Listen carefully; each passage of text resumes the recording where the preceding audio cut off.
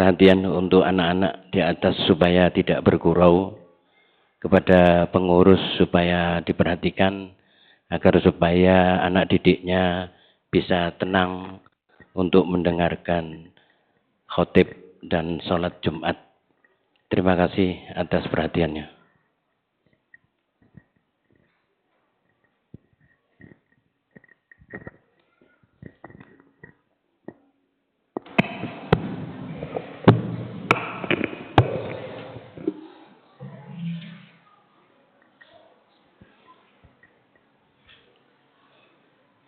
Ma'asyiral muslimin wa zumratal mu'minin rahimakumullah.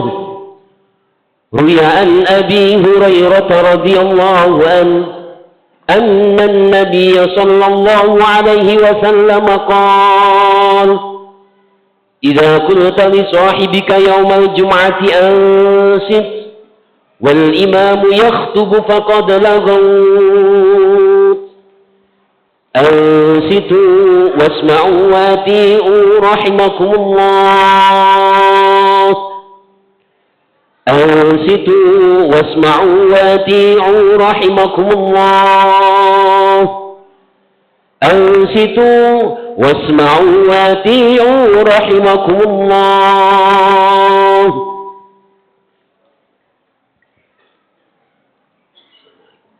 اللهم صل على محمد اللهم صل على سيدنا محمد اللهم صل على سيدنا ومولانا محمد.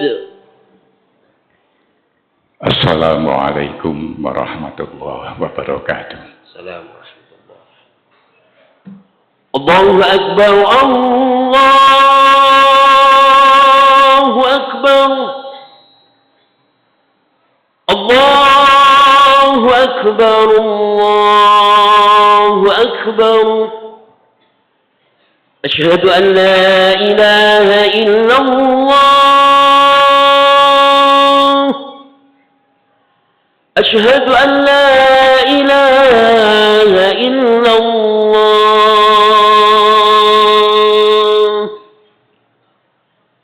Asyhadu anna Muhammadar Rasulullah.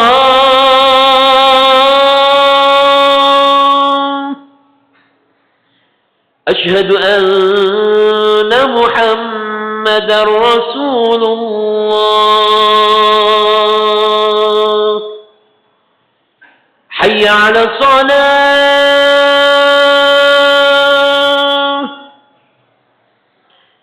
حي على الصلاة.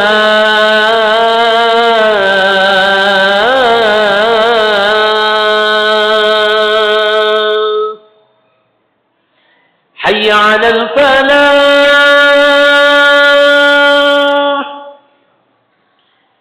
حي على الفلاح.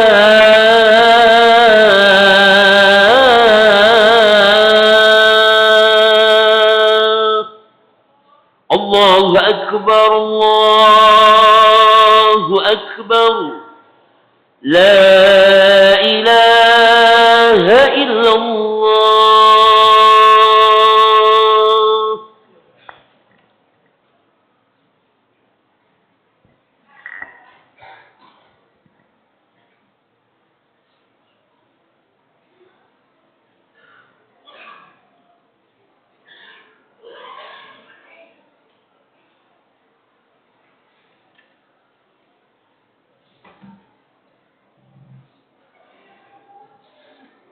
Bismillahirrahmanirrahim. Alhamdulillah. Alhamdulillahilladzi a'azza man ata'ahu wa taqahu wa adalla man khalafa amrahu wa asahu wa khassa bil falah man amara bil ma'ruf wa naha 'anil munkar wastahdahu. Ahmaduhu hamdan yamla'u arbahu wa samahu wa ashhadu an la ilaha illallah wahdahu la syarika lah ولا معبود بحق سواه وأشهد أن سيدنا محمدا عبده ورسوله اللهم صل وسلم على عبدك ورسولك سيدنا محمد وعلى آله وأصحابه ومن نصره وآواه واقتفى أثره واتبع هداه أما بعد فيا أيها الناس اتقوا الله فقد فاز من أطاعه واتقاه وخسر وخاب من كفر به وعصاه واعلموا أن الأمر بالمعروف والنهي عن المنكر من أعظم شعائر الدين وأهم المهمات على المؤمنين قال النبي صلى الله عليه وسلم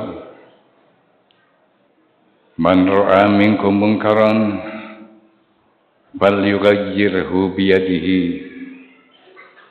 فإن لم يستطع فبلسانه فإن لم يستطع فبقلبه وذلك عذاب الإيمان وقال تعالى ولتكن منكم أمة يدعون إلى الخير ويأمرون بالمعروف وينهون عن المنكر وأولئك هم المفلحون وقال أيضا ومن الناس من يتخذ من دون الله أندادا يحبونهم كحب الله والذين آمنوا أشد حبا لله ولو يرى الذين ظلموا إذ يرون العذاب أن القوة لله جميعا وأن الله شديد العذاب. Ma'asyiral muslimin rahimakumullah. Marilah pada saat yang berbahagia ini kita sama-sama meningkatkan takwa kita kepada Allah Subhanahu wa taala. Siapapun kita dan apapun kita. Bagaimanapun kondisi kita atau bagaimanapun keadaan kita, maka takwa Allah adalah merupakan syarat kesempurnaan di dalam kehidupan ini untuk mencapai as-sa'adah fid dunya wal akhirah, bahagia dunia dan bahagia pula di hadapan Allah Subhanahu wa taala. Ma'asyiral muslimin rahimakumullah, bahwa Allah Subhanahu wa taala itu mengingatkan kepada kita bagaimanakah sebenarnya manusia, pemikirannya, perasaannya tentang Allah Subhanahu wa taala. Sehingga Allah mengatakan wa minan nasi may yattakhidhu min dunillahi andada yuhibbunahum ka hubbillah. Menggambarkan bahwa setiap manusia mempunyai kecenderungan untuk menyadari bahwa setiap kehidupan ini ada yang menggerakkan, setiap kehidupan ini ada yang mengatur, atau dalam kehidupan manusia itu sendiri secara spesifik ada kekuatan di luar kekuatan manusia. Ada yang menyebut Tuhan, ada yang menyebut dewa, atau ada yang menyebut kekuatan apapun. Dan kita umat Rasulullah Muhammad SAW menyebutnya sebagai Allah. Bahwa perasaan yang kemudian berkembang di dalam pemikiran mereka, kesadaran bahwa ada kekuatan yang mengendalikan kehidupan ini, sehingga banyak orang yang kemudian mempercayai mungkin kekuatan itu ada di benda, mungkin kekuatan itu ada di suatu tempat yang menakutkan, mungkin kekuatan itu ada di tempat-tempat yang tidak diketahui. Bahkan banyak perkiraan-perkiraan yang kemudian menjadikan kepercayaan mereka, baik itu yang animisme ataupun yang dinamisme, dan bahkan ada yang monoteisme. Ma'asyiral muslimin rahimakumullah. Allah kemudian mengingatkan kepada kita, karena ketidaktahuan kita tentang Allah Subhanahu wa Ta'ala, sehingga kita kemudian membentuk sesuatu. Ada yang berupa patung, ada yang berupa benda-benda tertentu, ada yang berupa apapun, yang dipercaya disitulah sebenarnya ada kekuatan yang mengendalikan kekuatan manusia ini. Tapi kemudian Allah mengingatkan, walladzina amanu asyaddu hubban lillah, bahwa orang-orang yang beriman ini akan lebih cinta kepada Allah Subhanahu wa Ta'ala. Ma'asyiral muslimin rahimakumullah. Bahwa kita sebagai umat Rasulullah Muhammadin sallallahu alaihi wasallam atau penganut-penganut, pengamal ajaran daripada Nabiullah Ibrahim alaihissalam, mempercayai bahwa Tuhan itu adalah satu, Allah Subhanahu wa Ta'ala, apapun penyebutannya. Tapi kemudian di dalam perkembangan, kita sendiri ada yang sempat mencari jawaban, bagaimanakah sebenarnya Allah? Bagaimanakah sebenarnya Tuhan?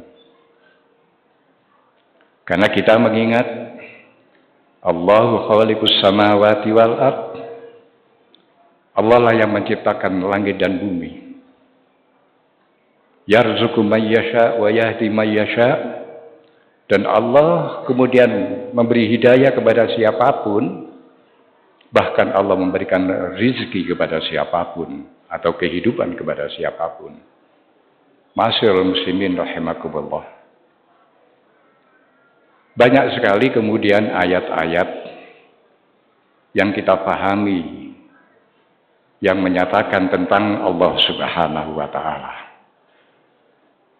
Tapi apakah di antara kita semuanya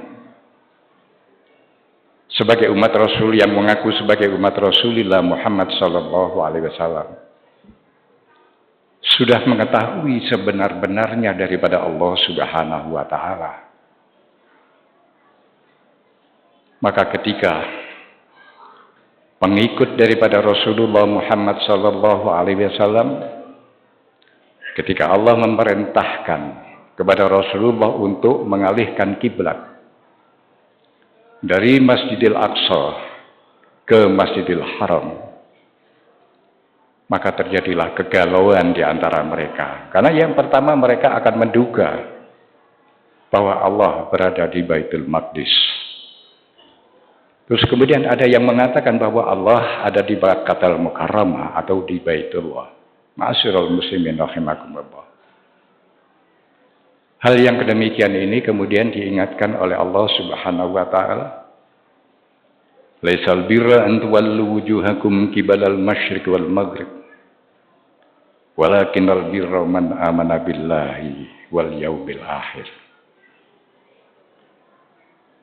Berkebaktian kita kepada Allah Subhanahu wa taala bukan hanya sekedar kita menghadap ke timur atau menghadap ke barat.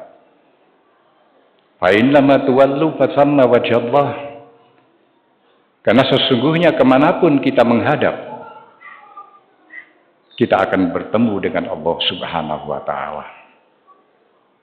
Baik kita berada di selatan, baik di sebelah utara, di sebelah timur, atau sebelah barat, menghadap kemanapun kita, maka sesungguhnya kita akan bertemu dengan Allah Subhanahu wa ta'ala.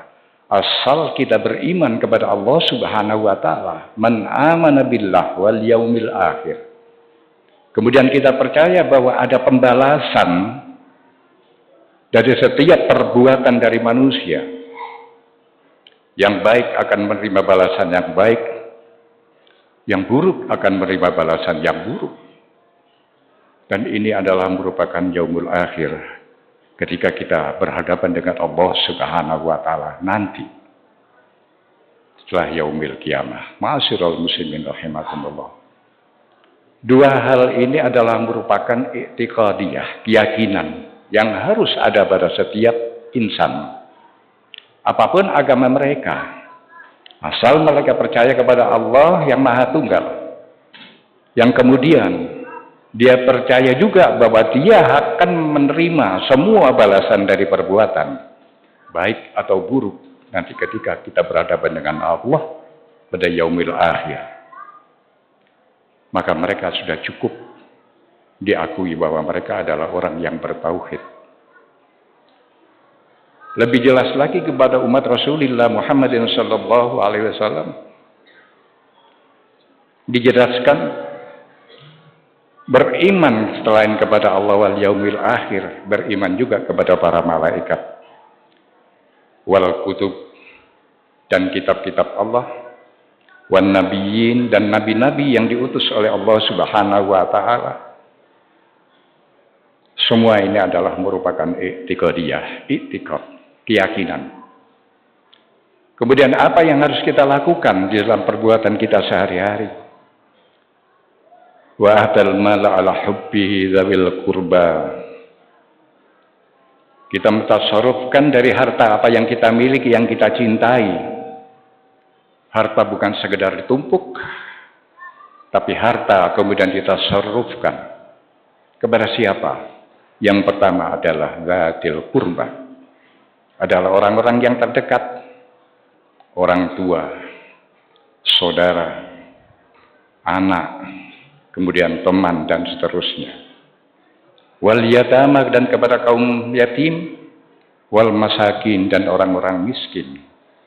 Wabnis sabil dan orang-orang yang sedang bermusafir untuk jalan Allah. Wafis sa'ilin dan orang yang meminta pertolongan karena memang kekurangan. Wafir riqab dan orang yang sedang teraniaya menjadi budak sahaya. Wa aqamas salat dan mendirikan salat. Wa ataz zakat dan kemudian melaksanakan zakat.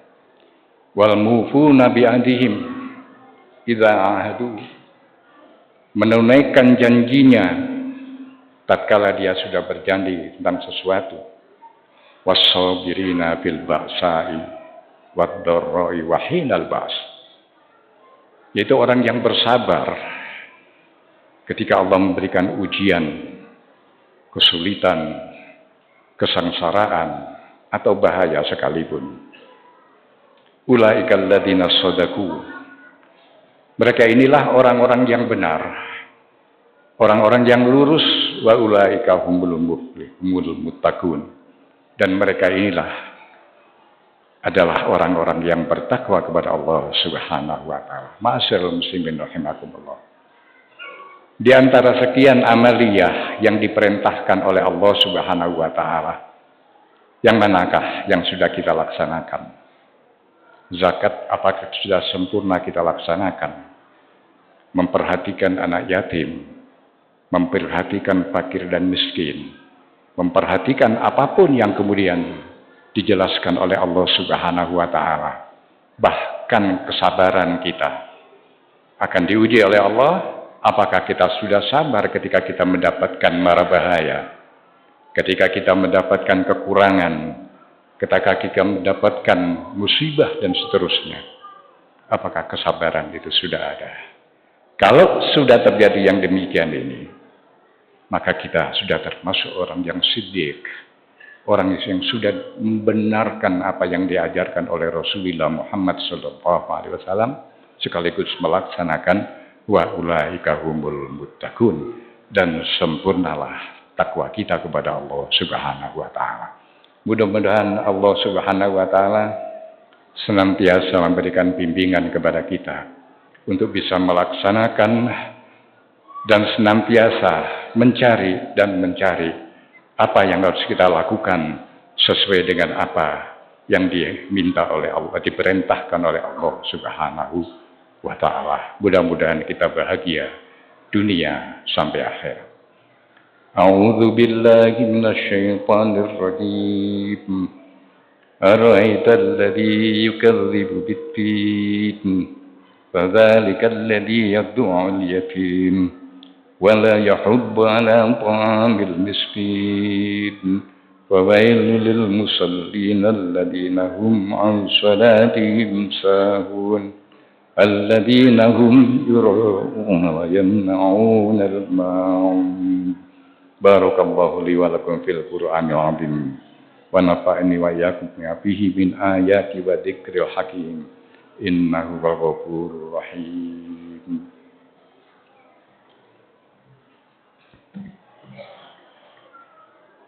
اللهم صل وسلم على سيدنا محمد وعلى آل سيدنا محمد.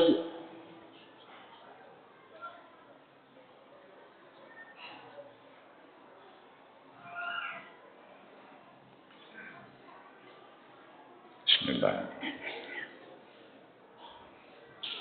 Alhamdulillah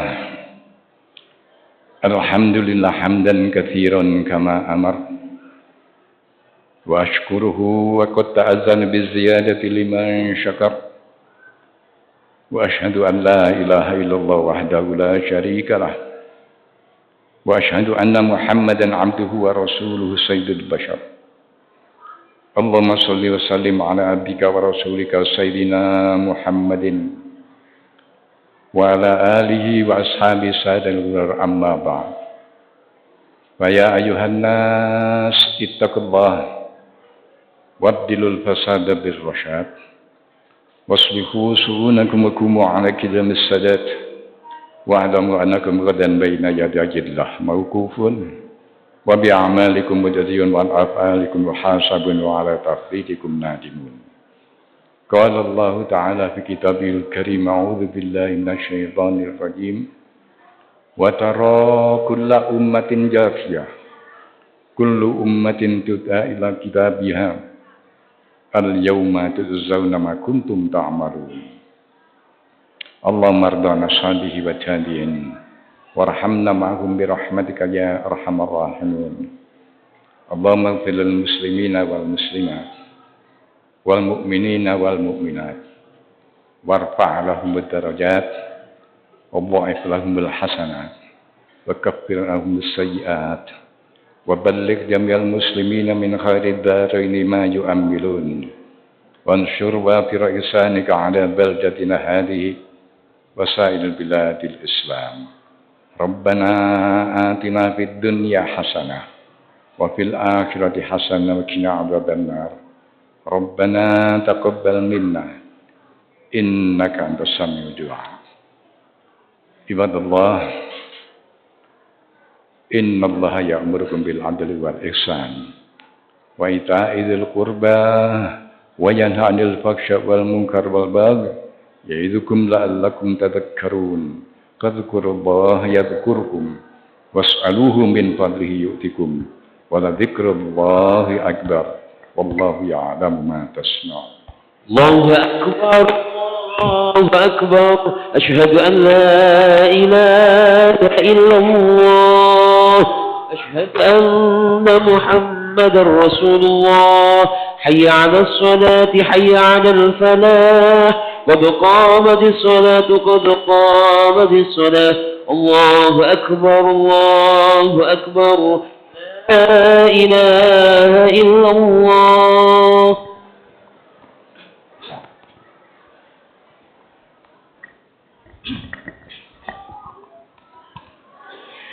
لا إله إلا الله محمد رسول الله صلى الله عليه وسلم.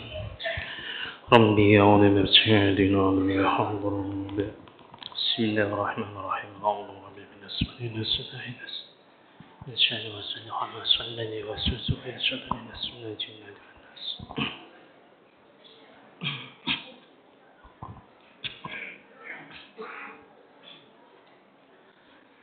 سني فرض الجمعة ورعاة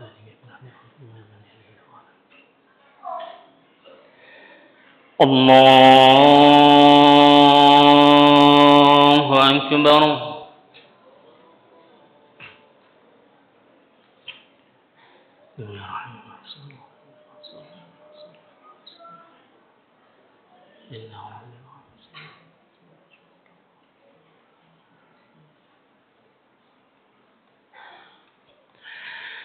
بسم الله الرحمن الرحيم.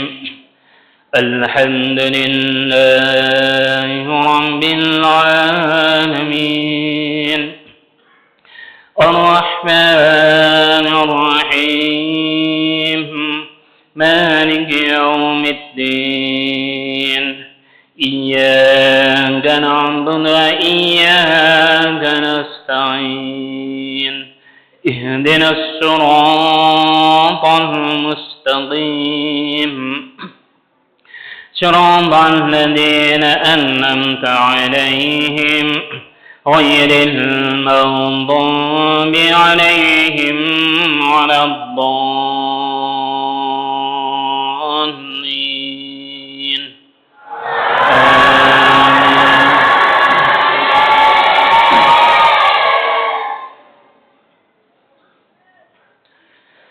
بسم الله الرحمن الرحيم. سبح اسم ربك الأعلى الذي خلق فسوى والذي قدر فهدى والذي أخرج المرعى فجعله غثاء نحوا سنقرئك فلا تنسى إلا ما شاء الله إنه يعلم الجهر وما يخفى ونيسرك لليسرى فذكر إن نفعت الذكرى سيذكر من يخشى ويتجنبها الأشقى الذي يصلى النار الكبرى ثم لا يموت فيها ولا يحيا قد أفلح من تزكى وذكر اسم ربه فصلى بل تؤثرون الحياة الدنيا والآخرة خير وأبقى إن هذا لفي الصحف الأولى صحف إبراهيم وموسى. الله أكبر.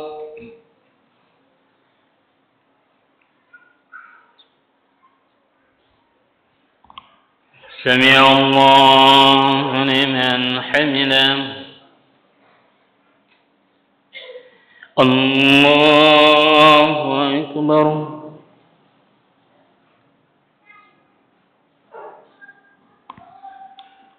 الله أكبر.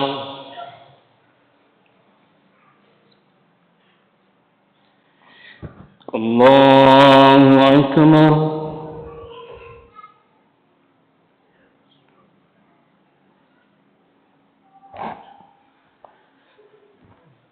الله أكبر. بسم الله الرحمن الرحيم. الحمد لله رب العالمين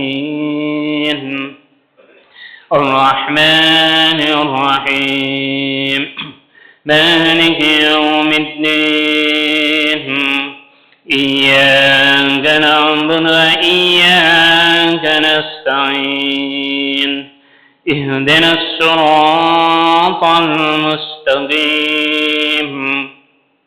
صراط الذين أنعمت عليهم غير المغضوب عليهم ولا الضالين.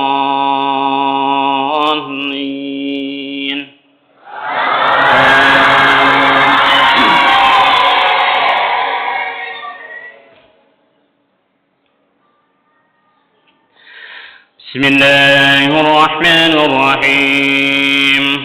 هل أتاك حديث الغاشية وجوه يومئذ خاشعة آمنة ناصبة تصلى نارا حامية تسقى من عين آنية ليس لهم طعام إلا من ضريع لا يسمن ولا يغني من جوع وجوه يومئذ ناعمة لسعيها راضية في جنة عالية لا تسمع فيها لاهية فيها عين جارية فيها سرر مرفوعة وأكواب موضوعة ونمارق مصفوفة وزرابي مبثوثة أفلا ينظرون إلى الإبل كيف خلقت وإلى السماء كيف رفعت وإلى الجبال كيف نصبت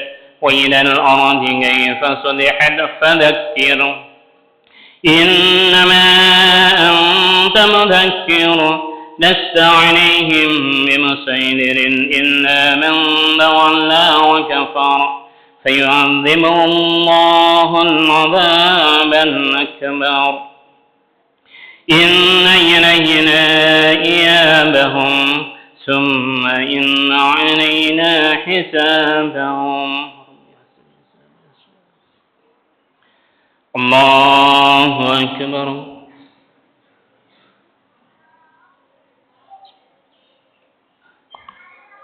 سمع الله لمن حمده.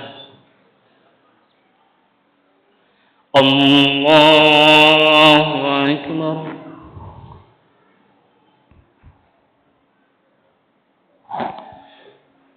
الله أكبر.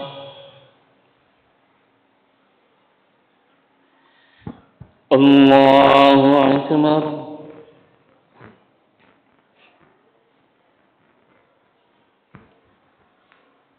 الله أكبر.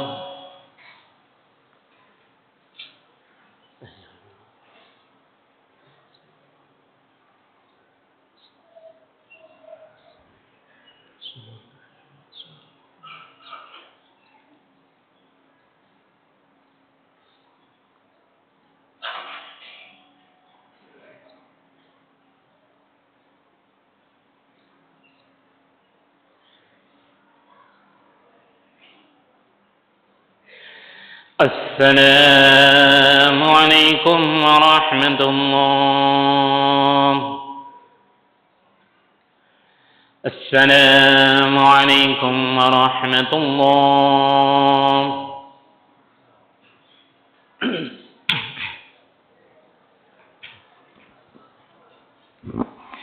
الفاتحة. أعوذ بالله من الشيطان الرجيم. بسم الله الرحمن الرحيم. الحمد لله رب العالمين الرحمن الرحيم مالك يوم الدين إياك نعبد وإياك نستعين اهدنا الصراط المستقيم صراط الذين أنعمت عليهم غير المغضوب عليهم ولا الضالين آمين.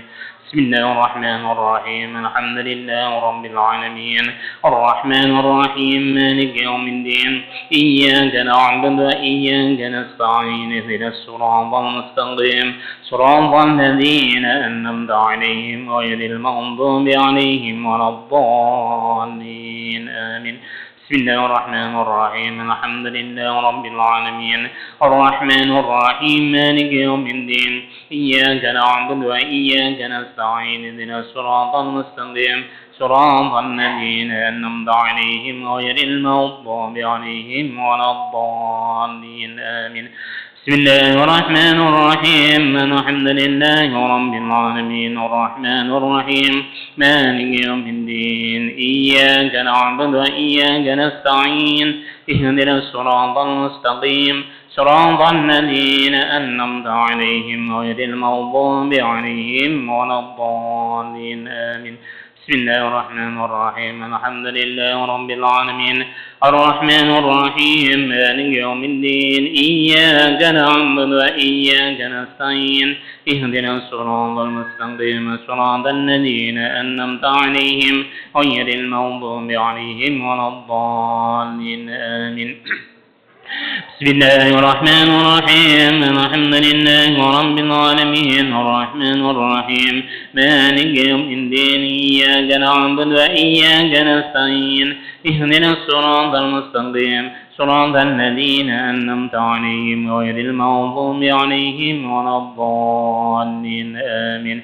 بسم الله الرحمن الرحيم الحمد لله رب العالمين الرحمن الرحيم مالك يوم الدين إياك نعبد وإياك نستعين اهدنا الصراط المستقيم صراط الذين أنعمت عليهم غير المغضوب عليهم ولا الضالين آمين. لا إله إلا الله والله أكبر. بسم الله الرحمن الرحيم قل هو الله أحد الله الصمد لم يلد ولم يولد ولم يكن له كفوا أحد. بسم الله الرحمن الرحيم قل هو الله أحد الله الصمد لم يلد ولم يولد ولم يكن له كفوا أحد. بسم الله الرحمن الرحيم قل هو الله أحد الله الصمد لم يلد ولم يولد ولم يكن له كفوا أحد. بسم الله الرحمن الرحيم قل هو الله أحد الله الصمد لم يلد ولم يولد ولم يكن له كفوا أحد. بسم الله الرحمن الرحيم قل هو الله أحد الله الصمد لم يلد ولم يولد ولم يكن له كفوا أحد.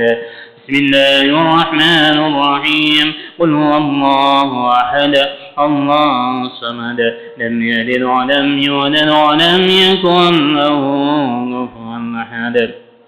لا إله إلا الله والله أكبر. بسم الله الرحمن الرحيم قل أعوذ برب الفلق من شر ما خلق ومن شر غاسق إذا وقب ومن شر النفاثات في العقد ومن شر حاسد إذا حسد. بسم الله الرحمن الرحيم قل أعوذ برب الفلق من شر ما خلق ومن شر غاسق إذا وقب ومن شر النفاثات في العقد ومن شر حاسد إذا حسد. بسم الله الرحمن الرحيم قل أعوذ برب الفلق من شر ما خلق ومن شر غاسق إذا وقب ومن شر النفاثات في العقد ومن شر حاسد إذا حسد. بسم الله الرحمن الرحيم قل أعوذ برب الفلق من شر ما خلق ومن شر غاسق إذا وقب ومن شر النفاثات في العقد ومن شر حاسد إذا حسد. بسم الله الرحمن الرحيم قل أعوذ برب الفلق من شر ما خلق ومن شر غاسق إذا وقب ومن شر النفاثات في العقد ومن شر حاسد إذا حسد. بسم الله الرحمن الرحيم قل أعوذ برب الفلق من شر ما خلق ومن شر غاسق إذا وقب ومن شر النفاثات في العقد ومن شر حاسد إذا حسد. بسم الله الرحمن الرحيم قل أعوذ برب الفلق من شر ما خلق ومن شر غاسق إذا وقب ومن شر النفاثات في العقد ومن شر حاسد إذا حسد. لا إله إلا الله والله أكبر. بسم الله الرحمن الرحيم قل أعوذ برب الناس مالك الناس إله الناس من شر الوسواس الخناس الذي يوسوس في صدور الناس من الجنة والناس. بسم الله الرحمن الرحيم. قل أعوذ برب الناس ملك الناس إله الناس من شر الوسواس الخناس الذي يوسوس في صدور الناس من الجنة والناس. بسم الله الرحمن الرحيم. قل أعوذ برب الناس ملك الناس إله الناس من شر الوسواس الخناس الذي يوسوس في صدور الناس من الجنة والناس. بسم الله الرحمن الرحيم. قل أعوذ برب الناس ملك الناس إله الناس من شر الوسواس الخناس الذي يوسوس في صدور الناس من الجنة والناس. بسم الله الرحمن الرحيم. قل أعوذ برب الناس ملك الناس إله الناس من شر الوسواس الخناس الذي يوسوس في صدور الناس من الجنة والناس. بسم الله الرحمن الرحيم. قل أعوذ برب الناس ملك الناس إله الناس من شر الوسواس الخناس الذي يوسوس في صدور الناس من الجنة والناس.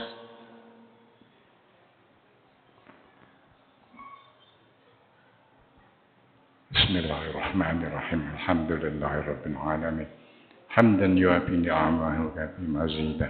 يا ربنا لك الحمد كما ينبغي جلال وجهك كما عظم اسم الله. اللهم صل وسلم وبارك على سيدنا محمد والحمد لله رب العالمين. اللهم صل على سيدنا محمد صلاة من دون بهم جميع تقضي لنا جميع الحاجات وتطهر من السيئات وترفعنا بأنك حجات وتبلغنا بسغايات من جميع الخيرات في الحياة والآخرة. اللهم صل على ديننا على وعصمة أمورنا وإسلامنا دنيانا وفيها معاصي واصلح لنا آخرتنا وتقم معادنا فإن الحياة زيادة من كل خير وجعل الموت راحة لنا من كل شر. اللهم افتح لنا فتح العارفين وشهداء الصالحين فإنك فتح على القلوب شتى ولبك الشافع والرحمن الراحمين. يا فارج الهام يا كاشف الغم يا من بعبده يغفر ويرحم. يا فارج الهام يا كاشف الغم يا من بعبده يغفر ويرحم. يا فارج الهام يا كاشف الغم يا من بعبده يغفر ويرحم. اللهم نسألك بحق أنت اليوم ولن نصرف من سائر أن تغفر لنا ذنوبنا ولآبائنا ولأمهاتنا ولجدات بجدات مشايخنا من المسلمين عامة برحمتك يا أرحم الراحمين. ربنا آتنا في الدنيا حسنة وفي الآخرة حسنة وقنا عذاب النار وادخلنا جنة الأبرار يا عزيز يا غفار يا رب العالمين. سبحان ربك ورب العزة عما يصفون وسلام على المرسلين والحمد لله رب العالمين. بسم الله الفاتحة.